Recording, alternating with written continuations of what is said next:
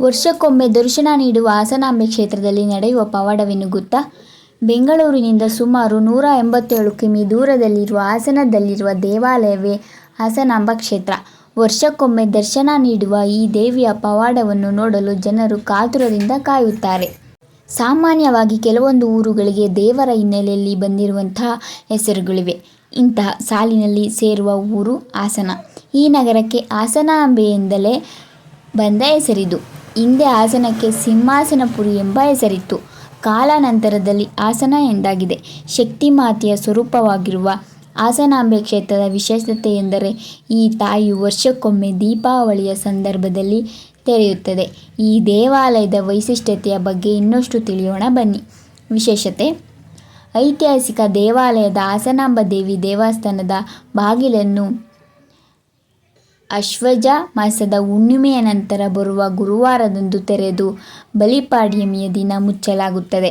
ಆದರೆ ಇಲ್ಲಿನ ಪವಾಡವೆಂದರೆ ಹಿಂದಿನ ವರ್ಷದಲ್ಲಿ ದೇವಿಗೆ ಹಾಕಲಾದ ಹೂವುಗಳು ತಾಜಾವಾಗಿರುತ್ತದೆ ಹಾಗೂ ಹಿಂದಿನ ವರ್ಷದಲ್ಲಿ ಹಚ್ಚಿದ ನಂದಾದೀಪ ಆರದೇ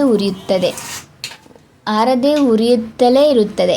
ಈ ಕೌತುಕವನ್ನೇ ನೋಡಲು ಸಾವಿರಾರು ಭಕ್ತರು ಇಲ್ಲಿಗೆ ಆಗಮಿಸುತ್ತಾರೆ. ಸಪ್ತಮಾತೃಕೆಯರು ನೆಲೆಸಿರುವ ಸ್ಥಳ. ಪೌರಾಣಿಕ ಕಥೆಯ ಪ್ರಕಾರ ಅಂಧಕಾಸುರನೆಂಬ ರಾಕ್ಷಸನು ತಪಸ್ಸನ್ನು ಮಾಡಿ ಬ್ರಹ್ಮನನ್ನು ಮೆಚ್ಚಿಸಿ ವರವನ್ನು ಪಡೆದು ಬಲಿಷ್ಠನಾಗುತ್ತಾನೆ.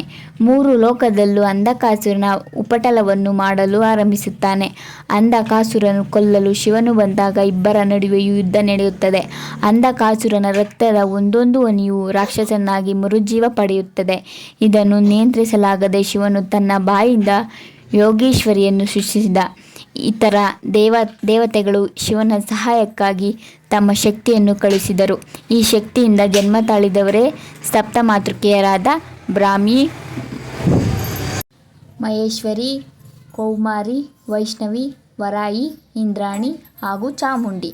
ಸಪ್ತಮಾತೃಕೆಯರಾದ ವೈಷ್ಣವಿ, ಇಂದ್ರಾಣಿ, ಮಹೇಶ್ವರಿ, ಕೌಮಾರಿ, ಬ್ರಾಹ್ಮೀದೇವಿ, ವರಾಹಿ ಮತ್ತು ಚಾಮುಂಡಿ ವಾರಣಾಸಿಯಿಂದ ದಕ್ಷಿಣದ ಕಡೆ ಬಂದಾಗ ಪ್ರಕೃತಿಯ ಸೌಂದರ್ಯಕ್ಕೆ ಮಾರು ಹೋಗಿ ಇಲ್ಲೇ ನೆಲೆಸಲು ನಿರ್ಧರಿಸಿದರು. ಅಲ್ಲಿ ವೈಷ್ಣವಿ, ಕೌಮಾರಿ, ಮಹೇಶ್ವರಿಯರು ಹಾಸನಾಂಬ ದೇವಾಲಯದಲ್ಲಿ ಉತ್ತದ ರೂಪದಲ್ಲಿ ಹಾಗೂ ಬ್ರಾಹ್ಮೀದೇವಿಯು ಕೆಂಚಮ್ಮನ ಹೊಸಕೋಟೆಯಲ್ಲಿ ನೆಲೆಸಿದಳು. ಇನ್ನುಳಿದ ದೇವತೆಯರಾದ ಚಾಮುಂಡಿ, ವರಾಹಿ, ಇಂದ್ರಾಣಿಯು ದೇವಿಗೆರೆಯ ಬಳಿ ನೆಲೆಸಿದರು ಎನ್ನಲಾಗುತ್ತದೆ. ಸಪ್ತಮಾತೃಕೆಯರು ಸದಾ ನಗುವ ದೇವತೆಯಾಗಿರುವ ಕಾರಣದಿಂದ ನಸುನಗುವ ದೇವತೆಗಳು ನೆಲೆಸಿರುವ ಹಾಸನವಾಗಿದೆ ಎನ್ನಲಾಗುತ್ತದೆ. ಐತಿಹಾಸಿಕ ಕಥೆಯ ಪ್ರಕಾರ ಹಾಸನವು ಚೋಳರಸರ ಅಧಿಪತಿಯಾದ ಬುಕ್ಕನಾಯಕ ಮತ್ತು ಅವನ ವಂಶಸ್ಥರಾದ ಹೊಯ್ಸಳರಿಗೂ ಪೂರ್ವಕಾಲದಲ್ಲಿ ಇದು ಗಂಗರ ಆಡಳಿತಕ್ಕೆ ಒಳಪಟ್ಟಿತ್ತು. ಬುಕ್ಕನಾಯಕನ ನಂತರ 12ನೇ ಶತಮಾನದಲ್ಲಿ ಕೃಷ್ಣಪ್ಪ ನಾಯಕ ಎಂಬ ಪಾಳೆಗಾರನಿಗೆ ಸೇರಿತ್ತು. ನಾಯಕನು ಒಮ್ಮೆ ಪ್ರಯಾಣ ಹೊರಟಾಗ ಮೊಲವೊಂದು ಅಡ್ಡ ಬಂದು ಪಟ್ಟಣವನ್ನು ಪ್ರವೇಶಿಸಿತು. ಈ ಅಪಶಕುನದಿಂದ ನಾಯಕನು ನೊಂದುಕೊಂಡನು. ಆಗ ಅವನಿಗೆ ಹಾಸನಾಂಬೆ ಪ್ರತ್ಯಕ್ಷಳಾಗಿ, ಮಗು, ಖಿನ್ನ ಮನಸ್ಸು ಬಿಡು, ಈ ಸ್ಥಳದಲ್ಲಿ ಕೋಟೆಯನ್ನು ಕಟ್ಟು ಎಂದು ಹೇಳಿದಂತೆ. ಹೀಗಾಗಿ ಕೋಟೆಯನ್ನು ಕಟ್ಟಿದ ಕೃಷ್ಣಪ್ಪ ನಾಯಕನು ಒಂದು ಕೋಟೆಯನ್ನು ಕಟ್ಟಿ ಅದಕ್ಕೆ ಹಾಸನಾಂಬೆ ಎಂದು ಹೆಸರಿಟ್ಟನು. ಹಾಸನ ತಾಲೂಕಿನ ಕುದುರುಗುಂಡಿ ಗ್ರಾಮದಲ್ಲಿರುವ ಕ್ರಿಸ್ತಶಕ 1140ರ ವೀರಗಲ್ಲಿನ ಶಿಲಾ ಶಾಸನದಲ್ಲಿ ಇದನ್ನು ವಿವರಿಸಲಾಗಿದೆ. ದಂತಕಥೆಯ ಪ್ರಕಾರ ಹಾಸನದಲ್ಲಿ ಹೆಚ್ಚಿನ ಸಂಖ್ಯೆಯ ಮುಸ್ಲಿಮರು ವಾಸವಿದ್ದರು. ಇಲ್ಲಿನ ದೇವತೆಯನ್ನು ಹಸನ್-ಬಿ ಎಂದು ಕರೆಯುತ್ತಿದ್ದರು. ಈಕೆ ಮುಸ್ಲಿಂ ದೇವತೆಯೂ ಹೌದು.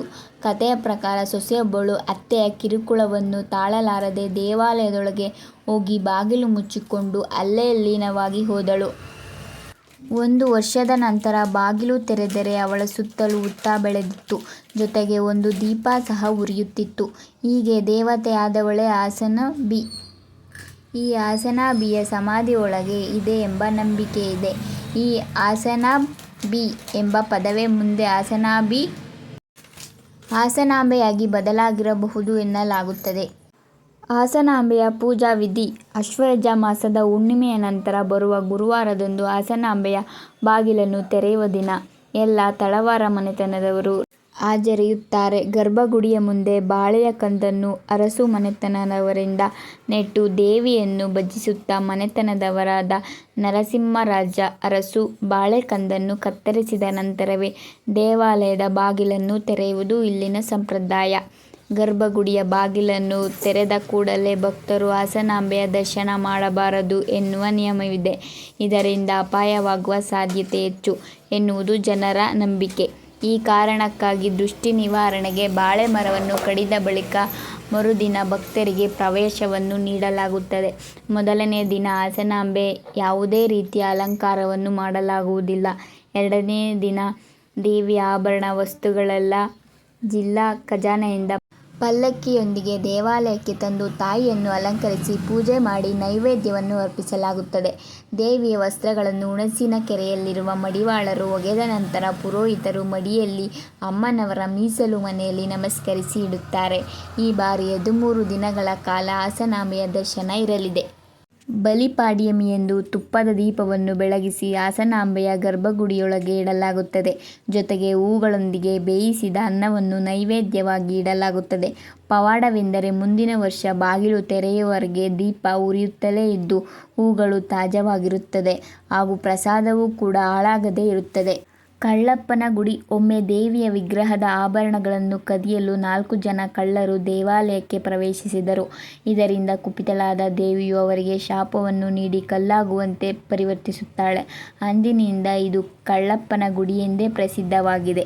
ಸಿದ್ದೇಶ್ವರ ದೇವಾಲಯ. ಹಾಸನಾಂಬೆಯ ದೇವಾಲಯವನ್ನು ಪ್ರವೇಶಿಸಿದ ತಕ್ಷಣವೇ ಕಾಣುವ ದೇವಾಲಯವೇ ಸಿದ್ದೇಶ್ವರ ದೇಗುಲ.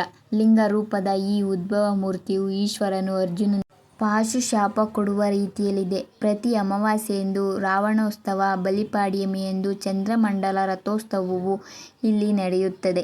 ಹೋಗುವುದು ಹೇಗೆ? ಹಾಸನ, ಬೆಂಗಳೂರು, ಮೈಸೂರು, ಮಂಗಳೂರು, ಮಡಿಕೇರಿ, ಚಿಕ್ಕಮಗಳೂರಿಗೆ ಸಂಪರ್ಕವನ್ನು ಹೊಂದಿದ್ದು ಪ್ರತಿದಿನ ಈ ನಗರಗಳಿಂದ ಹಾಸನಕ್ಕೆ ಬಸ್ನ ಸೌಕರ್ಯವಿದೆ. ಬೆಂಗಳೂರಿನಿಂದ ಸುಮಾರು 187 ಕಿಮೀ ಮತ್ತು ಮೈಸೂರಿನಿಂದ 115 ಕಿಮೀ ದೂರದಲ್ಲಿದೆ.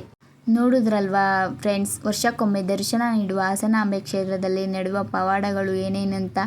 ಯಾವ ರೀತಿ ಹಾಸನಕ್ಕೆ ಹಾಸನಾಂಬೆ ಎಂಬ ಹೆಸರು ಬಂತು, ಹಾಸನದ ವಿಶೇಷತೆ ಏನು ಅಂತ ಈ ವಿಡಿಯೋದಲ್ಲಿ ಫುಲ್ ಸಂಪೂರ್ಣವಾಗಿ ನಾನು ನಿಮಗೆ ತಿಳಿಸ್ಕೊಟ್ಟಿದ್ದೀನಿ. ಐ ಹೋಪ್ ಈ ವಿಡಿಯೋ ನಿಮ್ಮೆಲ್ರಿಗೂ ಇಷ್ಟ ಆಗಿದೆ ಅಂತ ಅಂದ್ಕೊಂಡಿನಿ. ಇಷ್ಟ ಆಗಿದೆ ಪ್ಲೀಸ್ ಲೈಕ್ ಮಾಡಿ, ಶೇರ್ ಮಾಡಿ, ಕಮೆಂಟ್ ಮಾಡಿ. ಎಲ್ರಿಗೂ ಈ ವಿಡಿಯೋನ ಆದಷ್ಟು ಶೇರ್ ಮಾಡಿ. ಎಲ್ಲೂ ಹಾಸನ ಬಗ್ಗೆ ಸ್ವಲ್ಪ ತಿಳ್ಕೊಳ್ಳಿ. ಇಷ್ಟೇ ಹೇಳ್ತಾ ಈ ವಿಡಿಯೋನ ಇಲ್ಲಿಗೆ ಎಂಡ್ ಮಾಡ್ತಾಯಿದ್ದೀನಿ. ಹೊಸ ವಿಡಿಯೋನಿಗೆ ಮತ್ತೆ ಸಿಗ್ತೀನಿ. ಅಲ್ಲಿವರೆಗೂ ಕಾಯ್ತಾ ಇರಿ. Thank you for watching my video.